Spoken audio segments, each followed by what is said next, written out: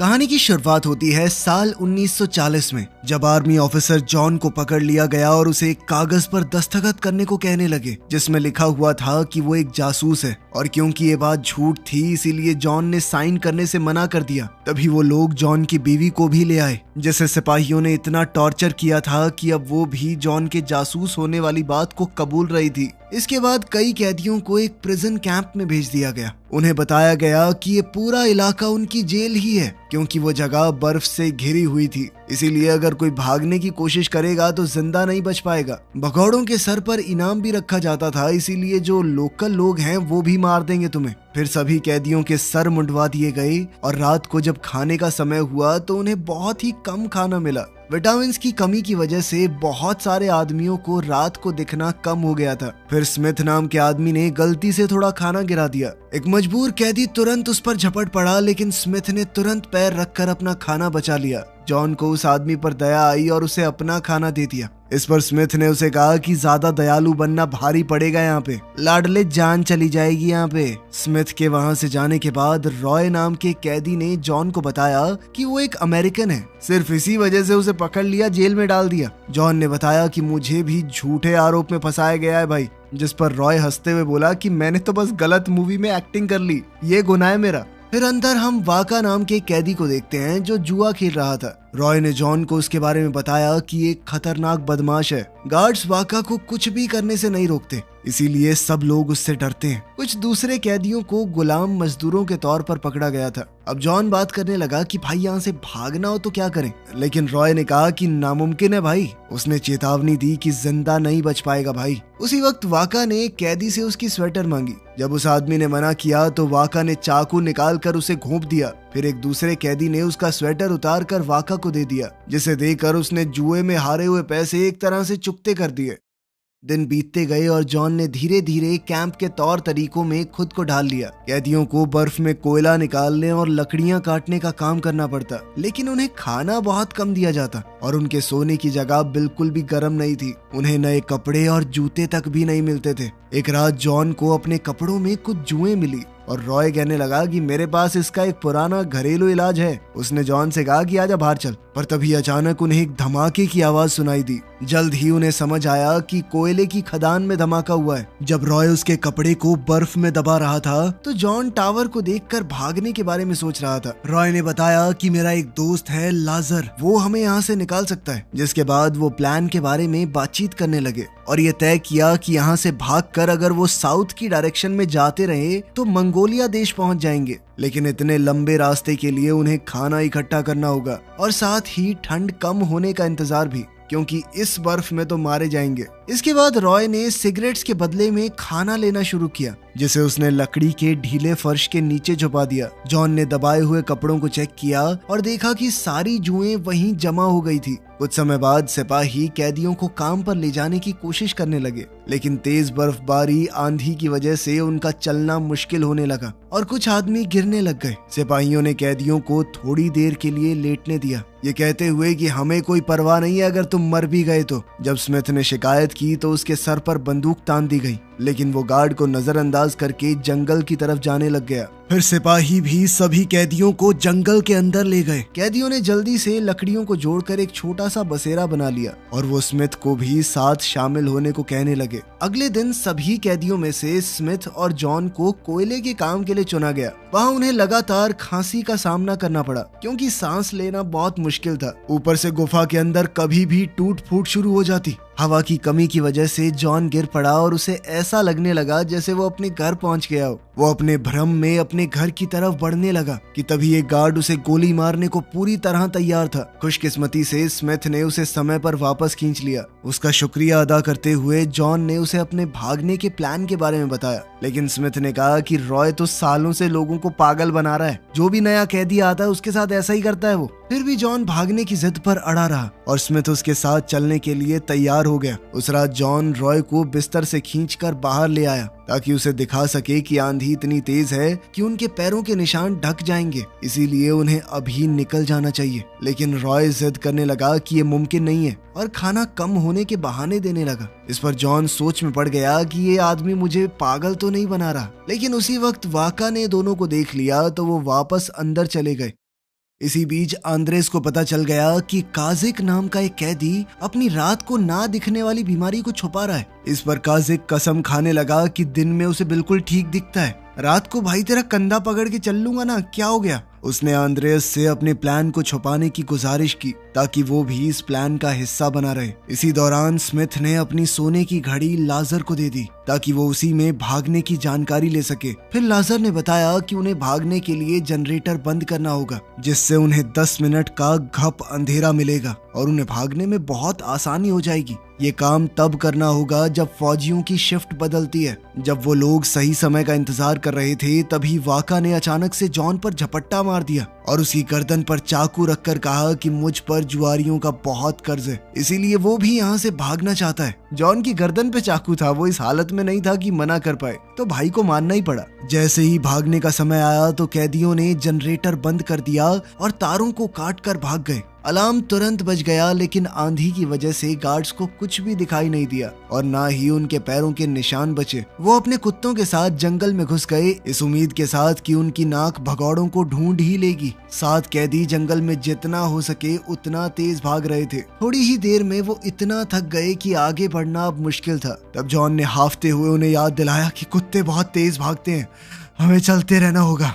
उन्होंने फिर से आगे बढ़ने की कोशिश की, लेकिन बर्फ उनकी आंखों को अंधा करने लग गई थी, इसीलिए अब वो छुपने की जगह ढूंढने लगे। जॉन ने रुकने से इनकार कर दिया क्योंकि उसका मानना था कि ये आंधी गार्ड्स को भी तो रोक रही होगी जैसे उन्हें रोक रही है। फिर उसने वाका का चाकू लिया और पेड़ों की छाल काट कर अपने लिए एक मास्क बना लिया, जिससे वो अपने चेहरे को बर्फ से बचा सकेंगे। अब वो बिना किसी दिक्कत के चल सकते थे। कुछ समय बाद जब आंधी रुकी तो वो लोग आराम करने के लिए एक जगह बैठ गए और उन्होंने अब अपना पूरा खाने का सामान इकट्ठा किया। तब जॉन ने देखा कि वाका ने रॉय की जैकेट पहनी हुई थी। तब वाका ने बताया कि रॉय लगभग हमें धोखा देने ही वाला था, लेकिन मैंने उसे चुप रहने पर मजबूर कर दिया और उसका जमा किया हुआ सारा खाना लेकर आया हूँ। फिर जब उन्होंने दोबारा सफर शुरू किया तो स्मिथ ने चुपके से जॉन से कहा कि वाका को साथ लेना शैतान से सौदा करने जैसा है। इसके बाद अचानक दूर से उन्हें चीखों की आवाज सुनाई देने लगी, लेकिन वो सिर्फ भेड़िए थे। दिन बीतने लगे और जॉन जैसे तैसे अपनी ट्रेनिंग का इस्तेमाल करते हुए धूप की दिशा को देखकर रास्ते का चुनाव करने लगा। ये सब देखकर वाका बहुत खुश हुआ। उसने जॉन से कहा कि कुछ भी हो भाई, मैं तेरा साथ दूंगा। ये लोग मेरे बारे में उल्टा फुल्टा बोलेंगे, तू सुनना मत।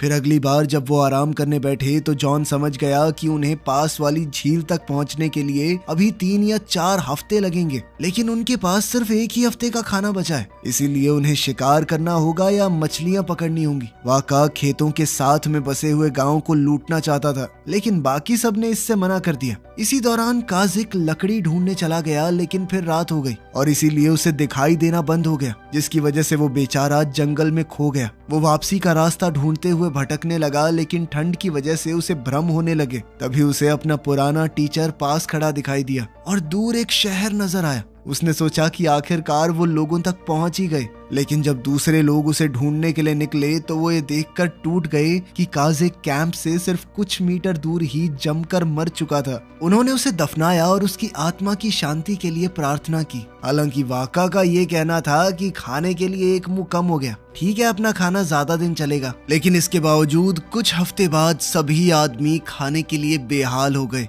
इतना कि वो जमीन से कीड़े और घोंसलों से अंडे पकड़ने लगे। उनके शरीर इतने थक चुके थे कि आगे बढ़ पाना बहुत मुश्किल था, इसीलिए उन्होंने एक गुफा में पनाह ली जहां टोमास ने होश में रहने के लिए दीवारों पर पेंटिंग बनानी शुरू की। एक रात वाका ने जॉन से पूछा कि इनमें से कौन सबसे पहले मरेगा। उसकी बातों से ऐसा लग रहा था कि अब वो अपने ही साथियों को खाने के लिए तैयार था। अचानक से उन्हें कुछ आवाज सुनाई दी और उन्होंने देखा कि कुछ भेड़िए एक मरे हुए जानवर को खा रहे थे। आदमी दौड़ते और चिल्लाते हुए लकड़ियां हिलाने लग गए, जब तक कि भेड़िए डरकर भाग नहीं गए वहां से। फिर जॉन ने देखा कि उसके सभी दोस्त इतने भूखे थे कि जानवरों की तरह उस जीव के शरीर को खाने लगे। इससे तंग आकर जॉन ने अकेले ही झील ढूंढने का फैसला किया। और दूसरों से कहा कि अगर मैं 1 हफ्ते में वापस ना आऊं तो बिना मेरे ही सफर को जारी रखना। एक लंबा सफर तय करने और बारिश से बचने के बाद जॉन को फिर से भ्रम होने लग गया, लेकिन कुछ दिन बाद वो कैंप वापस आ गया और उसने बताया कि उसे झील मिल गई है। थोड़ा आराम करने के बाद जॉन सभी के साथ झील की तरफ निकल पड़ा और 3 दिन चलने के बाद वो वहां पहुंच भी गए। वहां थोड़ा ताजा होने के बाद वो बॉर्डर की तरफ बढ़ने लगे। जंगल पार करते हुए उन्हें ऐसा महसूस होने लगा कि कोई तो उनका पीछा कर रहा है। फिर उन्होंने बड़ी चालाकी से उस इंसान को घेर लिया और वाका ने तो लगभग उस पर हमला कर ही दिया था, लेकिन जॉन ने उसे ऐन मौके पर रोक दिया। वो रहस्यमयी इंसान आयरीना नाम की एक पॉलिश लड़की थी जो बेचारी खुद भी उनकी तरह कहीं से भाग कर आ रही थी और खाने और सुरक्षा के चक्कर में उनका पीछा कर रही थी। जॉन उसे साथ ले जाना चाहता था, लेकिन बाकियों ने मना कर दिया क्योंकि उनके पास इतना खाना नहीं था और वो लड़की है तो उनकी रफ्तार को भी धीमा कर देगी। कुछ देर बाद उन्हें कीचड़ में फंसा हुआ एक जानवर मिला जो उनका रात का खाना बना, लेकिन आंद्रेयस पीछे कुछ देखकर झुंड से अलग हो गया और फिर शाम को वो आयरीना के साथ वापस आया। अगली सुबह उन्होंने कुछ चीजें मिलाकर एक साबुन बनाया और आखिरकार अपने कपड़े धो दिए। उन्होंने अच्छी तरह शेव भी की। हालांकि वाका ने उनकी मदद लेने से मना कर दिया और खुद ही अपनी दाढ़ी काटने लगा। कुछ समय बाद उन्हें पता चला कि झील का एक हिस्सा बर्फ से जमा हुआ है। बर्फ पतली और कमजोर लग रही थी, लेकिन आयरीना फिर भी उस पर दौड़कर दूसरी तरफ पहुंचने में कामयाब हो गई। ये देखकर बाकी सब भी उसके पीछे चले। वो तो कई बार फिसल कर गिरे भी, लेकिन खुशकिस्मती से सभी दूसरे पार तक पहुंच गए। अब जंगल से गुजरते हुए स्मिथ ने आयरीना से उसके अतीत के बारे में पूछा और वो बताने लगी कि रशियन सिपाहियों ने उसके माँ बाप को मार दिया था। लेकिन स्मिथ को उसकी इमोशनल कहानी में कुछ अजीब बातें लगी। कहीं ना कहीं वो समझ गया था कि ये लड़की झूठ बोल रही है, क्योंकि उसके एक्सेंट से पता चल रहा था कि वो जर्मन इलाके से है। फिलहाल के लिए उसने बात को जाने दिया, लेकिन आयरीना से कहा कि वादा करो कि तुम दोबारा झूठ नहीं बोलोगी। कुछ समय बाद उन्हें दूर एक कस्बा दिखाई दिया और उन्होंने खाना लेने के लिए चुपके से वहां घुसने का प्लान बनाया, लेकिन इसमें पहचाने जाने का बहुत बड़ा जोखिम था। अगर किसी भी तरीके से जेल तक ये बात फैल गई कि वो इस तरफ आए हैं तो उन्हें ढूंढना शुरू कर दिया जाएगा और वो लोग ये जोखिम नहीं उठा सकते। इसीलिए फैसला हुआ कि जंगल के रास्ते से घूमकर निकलेंगे। शाम को उन सब ने देखा कि वाका वहां से गायब है और सब सोचने लगे कि कहीं उसने हमें धोखा तो नहीं दे दिया। उसी पल वाका वापस आ गया और स्मिथ गुस्से में उस पर झपट पड़ा और उसे गालियां देने लगा। तभी वाका ने अपना बैग खोलकर मरे हुए जानवर दिखाए और कहा कि यार एक कुत्ते को भी मारना पड़ा, जीने का यही घिनौना रास्ता बचा है हमारे पास। वो एक चुराई हुई शराब की बोतल भी लाया था और कहने लगा कि आज मेरा बर्थडे है, चलो मनाते हैं। रात को खाने के दौरान वाका ने एक फोक सॉन्ग गाना शुरू किया और आयरीना भी उसके साथ गाने लगी, जिससे वाका को एहसास हुआ कि वो भी उसकी तरह सड़कों पर रही है। अब सबको पता चल चुका था कि आयरीना ने झूठ बोला था, इसीलिए आयरीना ने आखिरकार अपनी कहानी सुनाई। उसके माँ बाप दोनों जासूस थे। कुछ साल पहले उन्हें गिरफ्तार कर लिया गया और उनके बच्चों को अनाथ आश्रम भेज दिया गया। उस अनाथ आश्रम में जब मेरा भाई मर गया तो मैंने वहां से भागने का फैसला किया। अगले दिन उन्होंने सफर जारी रखा, लेकिन रास्ते में एक जगह ऐसी आई कि वहां बहुत ज्यादा मच्छर थे, जिस वजह से उन सब के चेहरे सूजकर बिगड़ गए। जब उन्होंने कुछ लोकल लोगों को गुजरते देखा तो नोटिस किया कि मच्छर उनके ऊपर हमला नहीं कर रहे। पकड़े जाने के डर से उन्हें छुपे रहना पड़ा, लेकिन जोरोन बाहर निकलकर एक आदमी से इस बात का राज पूछने चला गया, जिसके बाद उस आदमी ने उसे एक हार पहना दिया जो मच्छरों को दूर रखता है, जिसके बाद सब शांति से अपना सफर जारी रख पाए। दिन बीतते गए और आयरीना ने एक एक करके सबसे बात की, उनकी कहानियां जानी। आंद्रेयस एक वक्त पर प्रीस्ट हुआ करता था, टोमास एक पेस्ट्री शेफ जो एक एक्टर बनना चाहता था, जोरोन एक अकाउंटेंट था जिसने एक बार नासमझी में किसी गवर्नमेंट बिल्डिंग की फोटो खींच ली, जिसके बाद उसे जासूसी के नाम पर गिरफ्तार कर लिया गया, और स्मिथ एक इंजीनियर जो काम ढूंढने के लिए रशिया आया था। जब उसे गिरफ्तार किया गया तो उसके बेटे को गोली मार दी गई। अगली बार जब वो आराम के लिए रुके तो आयरीना ने स्मिथ के पैरों के घाव अपनी स्कर्ट के कपड़े से साफ कर दिए। जल्द ही वो कुछ रेल की पटरियों तक पहुंच गए थे और जॉन ने हिसाब लगाया कि बॉर्डर तक पहुंचने में लगभग 4 दिन लगेंगे बस। इस इलाके में कई किसान और गार्ड हैं इसीलिए उन्हें इस जगह को रात होने से पहले पार करना होगा। जब वो इंतजार कर रहे थे तो वाका अपने ताबीज को घूरता रहा। तभी जोरॉन ने उसका किसी बात पर मजाक उड़ाया और वाका ने तुरंत उसके ऊपर हमला कर दिया, जिसके बाद बाकी लोगों को बीच बचाव करना पड़ा। कुछ घंटों बाद सब लोग खुश हो गए जब वो आखिरकार बॉर्डर पार करके मंगोलिया में घुस गए। लेकिन वाका ने कहा कि मैं रशिया में ही रहूंगा। उसने और जॉन ने अलग होने से पहले एक आखिरी बार हाथ मिलाया। अब बाकी सब रेगिस्तान से गुजरते हुए शहर की तरफ जा रहे थे। सब लोग बहुत खुश थे, लेकिन थोड़ी देर बाद माहौल फिर से खराब हो गया जब उन्होंने एक बोर्ड देखा जिस पर लिखा हुआ था कि मंगोलिया अब रशियन लोगों के कंट्रोल में है। अब बेचारों ने शहर जाने की बजाय रेगिस्तान में ही रुकने का फैसला किया। फिर उन्होंने एक बुद्धिस्ट मंदिर ढूंढा, ये सोचकर कि मॉन्क्स किसी तरह का भेदभाव नहीं करेंगे, और वो तुरंत अंदर चले गए। लेकिन वो जगह पूरी तरह तबाह हो चुकी थी। जमीन में दफन की हुई कई खोपड़ियां मिलने के बाद आंद्रियस ने बताया कि रशिया में भी यही हुआ था। पादरियों को गोली मार दी गई या गिरफ्तार कर लिया गया और धर्म पर हर तरह से बैन लगा दिया गया था। आंद्रियस के चर्च को भी इसी तरह तोड़ दिया गया था, और जब उसने चर्च को देखा तो गुस्से में आकर उसने एक जवान गार्ड को मार दिया था। सभी चर्चा करने लगी कि क्या किया जाए और इस फैसले पर पहुंचे कि इंडिया में ही बचा जा सकता है, लेकिन वहां पहुंचने के लिए चाइना को पार करना होगा। अगले कुछ हफ्तों तक वो तपती धूप के नीचे रेगिस्तान में चलते रहे। एक दिन अचानक उन्हें कुछ घुड़सवारों ने घेर लिया तो उन्होंने अपने आप को तिब्बत जा रहे अमेरिकन बताया। खुशकिस्मती से उन घुड़सवारों ने उन पर विश्वास कर लिया और बिना कुछ कहे वहां से चले गए। फिर कुछ देर बाद एक जवान घुड़सवार वापस आया जिसे दूसरों ने उन्हें पानी देने के लिए भेजा था। दिन बीतते रहे और वो लोग धूप से बचने के लिए टहनियों और कपड़ों के टुकड़ों से अपने सर और पैर ढककर चलते रहे। उन्होंने पानी को बहुत संभाल कर इस्तेमाल किया, लेकिन फिर भी वो खत्म हो गया। तभी स्मिथ को कुछ दूर पेड़ दिखाई दिए, लेकिन जॉन ने उसे समझाया कि तुझे वहम हो रहा है, और उसने सबको दक्षिण की तरफ बढ़ते रहने को कहा। जब स्मिथ बहुत घबरा गया तो बाकी लोगों ने उसे शांत करते हुए उसका साथ देने का फैसला किया। कुछ देर चलने के बाद उन्होंने अपने ऊपर एक पक्षी को उड़ते हुए देखा, जिससे साबित हो गया कि स्मिथ को वहम नहीं हुआ था। सभी खुश होकर जितना तेज हो सके उतना तेज दौड़ने लगे और आखिरकार उन्हें कुआं मिल गया। उन्होंने बहुत सारा पानी पिया और रात के लिए वहीं पर अपना कैंप भी लगाया। सुबह वो जितनी बोतलें और बर्तन भर सकते थे भर कर दक्षिण की तरफ चल पड़े। कुछ दिन बाद जब उनका सामना एक रेत के तूफान से हुआ तो सभी घबरा गए और एक नजदीकी खड्डे की तरफ भागने लगे। उन्होंने अपने आप को छुपा कर रखा जब तक कि तूफान गुजर न जाए। खुशकिस्मती से सभी बच गए, लेकिन उनका सारा पानी खो गया। आने वाले दिनों में आयरीन और तोमास बहुत बीमार हो गए, इसीलिए स्मिथ कुएं तक वापस जाने की बात करने लगा। लेकिन जॉन ने कहा कि पता कैसे लगाएं किस तरफ है वो कुआं। उनका सफर जारी रहा और वो लोग प्यास कम करने के लिए पत्थरों को चूसने लगे। अचानक आयरीन गिर पड़ी और बाकियों ने देखा कि उसके पैर सूज गए थे। उसने कहा कि वो उनके ऊपर बोझ नहीं बनना चाहती, लेकिन बाकी लोगों ने इंसानियत दिखाते हुए उसे छोड़ने से इनकार कर दिया। सभी ने चलना जारी रखा और जल्द ही आयरीन दोबारा गिर गई, लेकिन उसने तब भी आराम करने से मना कर दिया। इसके बाद आंद्रियस उसे उठाकर चलने लगा। कुछ घंटों के बाद आयरीन ने आंद्रियस से कहा कि उसे नीचे रख दे। उसने सबको एक आखिरी बार देखा और बेचारी मर गई। उन सब ने उसे रेत में दफनाया और उसके लिए प्रार्थना करने लगे।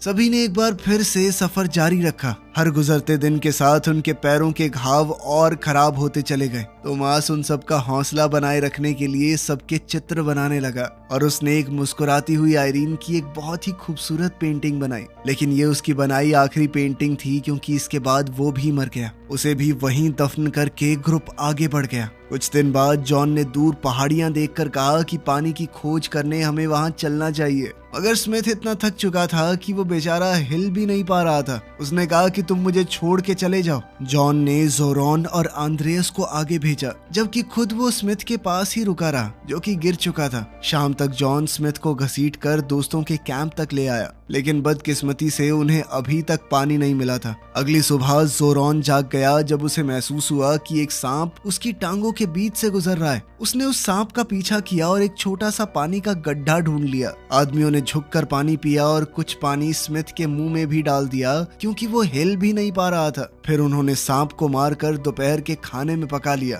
तभी खाना खाते वक्त आंद्रियस का एक दांत गिर गया। उस रात स्मिथ ने जॉन से कहा कि मुझे छोड़कर चले जाओ, लेकिन जॉन ने कहा कि जब तक तुम जिंदा हो तुम्हें छोड़कर हम नहीं जाएंगे। बातों बातों में जॉन ने कहा कि मैं किसी भी हाल में एक बार दोबारा अपनी पत्नी को देखना चाहता हूँ। बेचारी को फौजियों ने बहुत टॉर्चर किया था। उसकी ये कहानी सीधा स्मिथ के दिल पर जाकर लगी। अगले दिन वो आगे बढ़ने के लिए उठ खड़ा हुआ और उन्हें जल्द ही एक नदी मिल गई। इससे उन्हें इतनी ताकत मिल गई कि वो लोग पहाड़ियों की तरफ बढ़ सकें और आखिरकार ग्रेट वॉल ऑफ चाइना को पार करके वो हिमालय की पहाड़ियों तक पहुंच गए। इन बर्फीली पहाड़ियों में उन्हें एक छोटा सा निशान मिला जो तिब्बत को दर्शाता था। उन बर्फीली पहाड़ियों में उन्हें एक मॉन्क मिला जिसने उन्हें बताया कि इंडिया अब पास ही है, और साथ ही वो उन्हें अपने साथ पास की बुद्धिस्ट मोनेस्ट्री में ले गया। उन्हें आखिरकार इतने लंबे समय के बाद असली खाना मिला। वहां पर मॉन्क्स के लीडर ने कहा कि इंडिया जाना चाहते हो तो थोड़ा वेट करो, ठंड को जाने दो,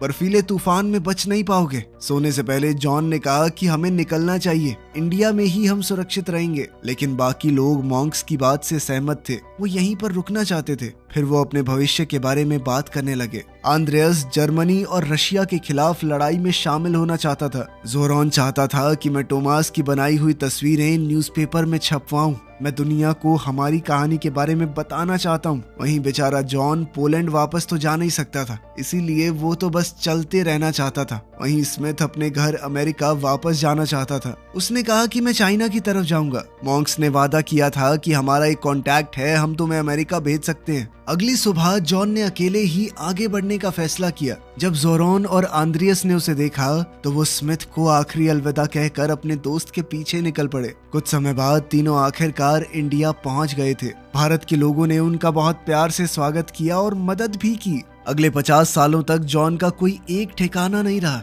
लेकिन फिर आखिरकार पोलैंड आजाद हुआ। जॉन ने अपना पुराना घर ढूंढा और छुपी हुई चाबी से दरवाजा खोला। अंदर जाते ही वो खुशी से भर गया क्योंकि उसकी पत्नी उसका इंतजार कर रही थी। तो कैसी लगी ये खूबसूरत कहानी कमेंट्स में जरूर बताना। मिलते हैं अगली वीडियो में।